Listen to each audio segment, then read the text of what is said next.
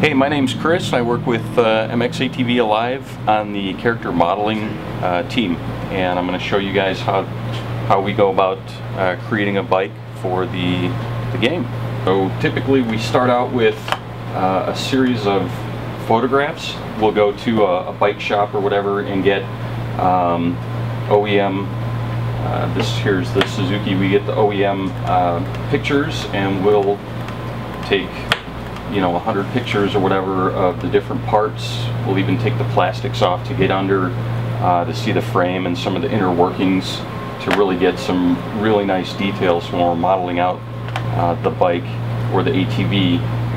We're spot on with that information, and we'll take some of those images and we'll use a lot of that reference, and we'll bring it into a 3D package.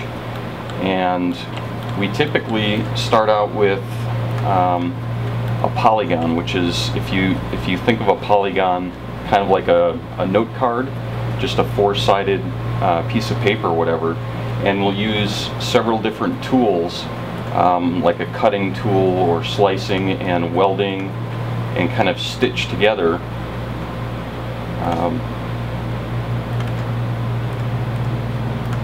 these polygons. And very quickly you can see where we'll start getting a shape, let's say, of the seat or whatever, and we can stitch this together or just start pulling edges out and pushing points, and very quickly you can see we can start modeling things out with these polygons. Here's the Suzuki, and you can see all of these different shapes here. Each one of those is a polygon. So this might have 30,000 polygons, let's say, faces that we stitched together to actually make the bike, the seat, the frame, and everything. And once we have this model looking the way we want to, and we have it signed off by the manufacturer and our internal and corporate office, we'll take this particular, the bike, the plastics, and the seat, and we will essentially skin it like a cat, where we'll take the object and try and lay it flat. And I'll do that here real quick for you.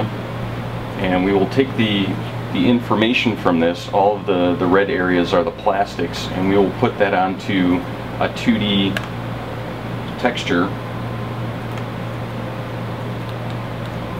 And our wireframes, basically one polygon here is represented by one polygon in our UV layout.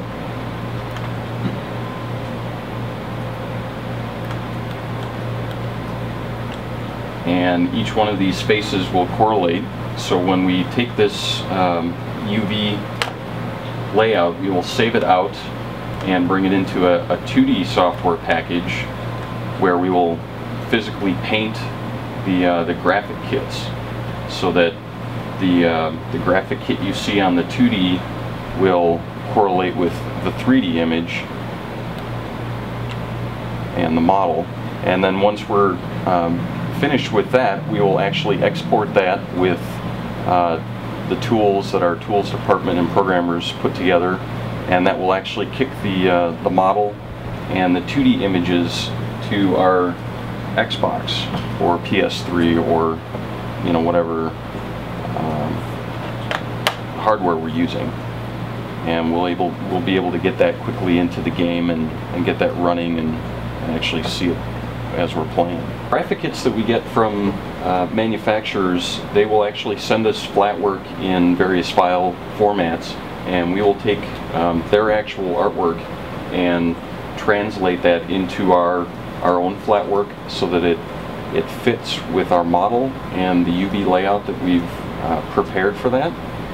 And because the bikes are spot on with the OEM, a lot of the flat work translates one-to-one with what we get from the manufacturer of the graphic kits. So that's very nice. We can just grab their artwork and pull it over, manipulate it a little bit to fit with our layout, which will be slightly different than their layout when they print that stuff.